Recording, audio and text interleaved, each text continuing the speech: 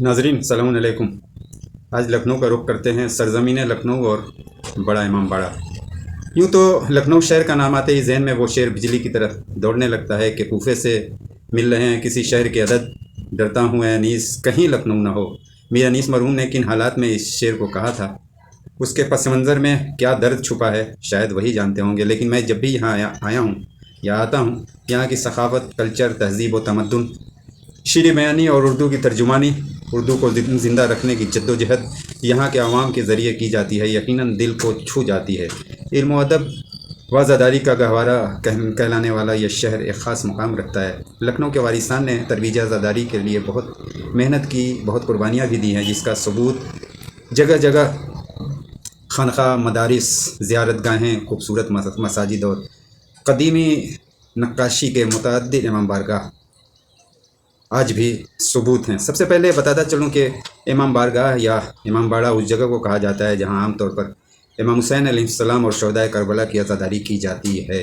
लखनऊ का बड़ा इमाम बाड़ा, जिसे आसफ़ी इमाम बाड़ा भी कहा जाता है, शिया मजहबी और हिंदुस्तान की कदीमी इमारतों में से एक है, और ये हिंदुस्तान का सबसे बड़ा गालिबन इमाम बाड़ा है रकबे के हिसाब से, जिसकी तामीर नवाब आसिफ़ुद्दौला ने की थी। सबसे पहले नवाब आसिफ़ुद्दौला की के सवाने हयात पर रोशनी डालना ज़रूरी है। नवाब आसिफ़ुद्दौला 3 नवाब बुरहानुल मलिक, सफदरजंग और शुजाअतुद्दौला के बाद अवध के चौथे नवाब थे। उनकी पैदाइश सन 1748 में फैज़ाबाद में हुई। आप वाली अवध नवाब शुजाउद्दौला के बेटे थे। 1775 में वालिद के इंतकाल के बाद मसनद नशीन हुए। उस वक्त दारुल हुकूमत फैज़ाबाद हुआ करता था। आपने उसे लखनऊ को दारुल हुकूमत बनाया।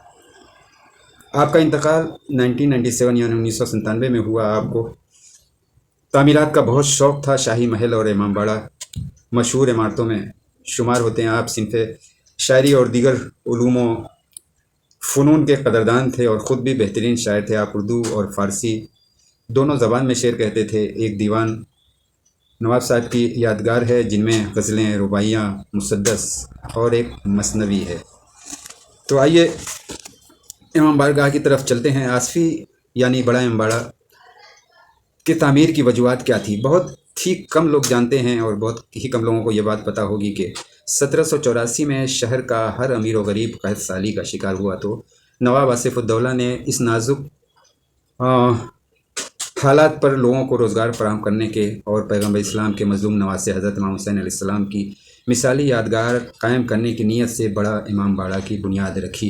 चूँकि अमीर लोग दिन में मजदूरी करने से शर्माते थे, इसलिए तामीरात का काम दिन की तरह रात को भी जारी रहता था, ताकि फ़ाक़ाकश अमीर लोग रात के अंधेरे में आकर मज़दूरों में शरीक हो सके और मसनूई रोशनी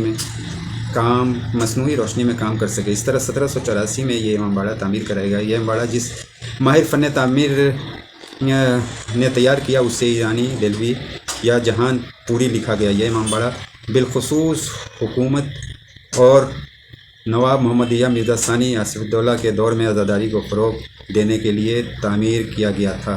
ये इमाम बाड़ा लखनऊ की 10 कदीम इमारतों में से एक है। इमाम बाड़ा 10 हिस्सों में मुश्तमिल है, जिसमें रूमी गेट, पहला मरकज़ी दरवाज़ा, नौबत खाना, गोल सहन, सहन व सब्ज़ा दराज, रूबी मस्जिद, आसिफ़ी इमाम बाड़ा की असली इमारत और भूल भुलैया की खूबसूरत इमारत भी शामिल है। इस इमाम बाड़ा की तामीर में 5 से 7 साल लगे, जिसमें 22,000 मेमार और मज़दूरों ने काम किया, और उस दौर में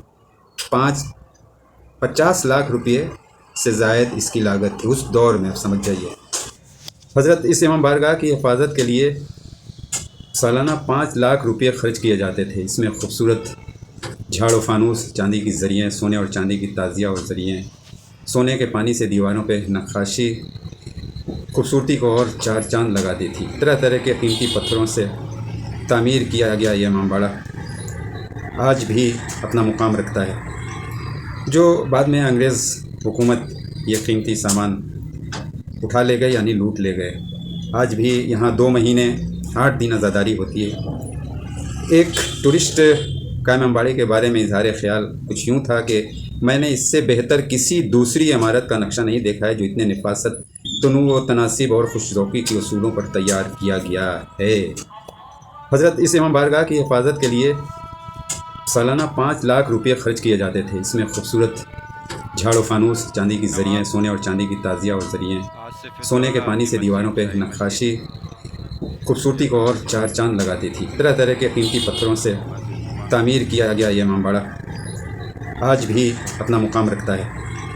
جو بعد میں انگریز حکومت یہ قیمتی سامان اٹھا لے گئے یعنی لوٹ لے گئے. آج بھی یہاں 2 مہینے 8 دن عزاداری ہوتی ہے. ایک ٹورسٹ کا امام باڑے کے بارے میں اظہار خیال کچھ یوں تھا کہ میں نے اس سے بہتر کسی دوسری عمارت کا نقشہ نہیں دیکھا ہے جو اتنے نفاست، تنوع و تناسب اور خوش ذوقی کے اصولوں پر تیار کیا گیا ہے. امام بارگاہ کے ساتھ ہی طویل و عریض آصفی مسجد ہے جسے آصف الدولہ نے امام باڑہ کی تعمیر کے قبل بنوایا تھا. اس مسجد میں ہزاروں نمازیوں کی یک بیک گنجائش ہے.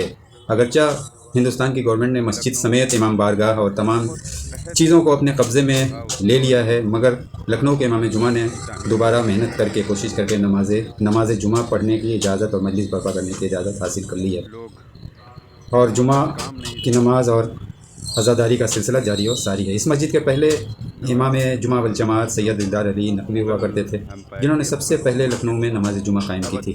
آخر میں ایک بات ضرور کہوں گا کہ جن محلات کو، امام بارگاہوں کو، مقدس مقاماتوں کو نوابوں نے اور قوم کے بزرگوں نے جاں فشانی کر کے دن رات محنت کر کے تعمیر کی اور کروائی، ہماری نااہلی و کوتاہیوں اور آپس میں متولیان بننے کی خواہش نے دھیرے دھیرے ہاتھوں سے گنوانا شروع کر دیا ہے، اور حکومت ہند اس کا خوب فائدہ اٹھا رہی ہے، اٹھا کر اور تمام تر تعمیرات پر قبضہ کرتی جا رہی ہے. ہم تو اس میں لگے ہیں کہ جمعہ کی نماز ہمارے گروپ کے عالم پڑھائیں گے یا کوئی اور پڑھائے گا. جو سب سے نااہل ہوگا وہ وقف املاک کا مالک ہوگا. گروہی تصادم، ایک دوسرے کے خلاف سازشیں کرنا ہمارا شیوا بن گیا ہے. ظاہر ہے ایسے حالات میں حکومت تو فائدہ اٹھائے گی، تو متحد ہو تو بدل ڈالو نظام گلشن، منتشر ہو تو مرو شور مچاتے کیوں ہو. آخر میں نواب آصف الدولہ کے کچھ اشعار سنا دوں کہ سینے میں داغ ہے تپش انتظار کا، اب کیا کروں علاج دل داغدار کا. سیاد اب تو چھوڑ دے آتی ہے فصل گل، سیاد اب تو چھوڑ دے آتی ہے فصل گل، دیکھوں گا ہائے کیونکہ تماشا بہار کا. دوسرا کہتے ہیں کہ صدا سے مجھے سلام کیا، ایک ہی آن میں غلام کیا، لے گیا ننگ و نام اب مجھ سے، عشق نے آخر اپنا کام کیا. آج کی باتیں حضرات اختتام پہ پہنچی. اگر ویڈیو اچھی لگی تو شیئر، لائک اور چینل کو سبسکرائب ضرور کریں. شکریہ. اللہ حافظ. سید ریاض علی، ریاض ڈی پوری.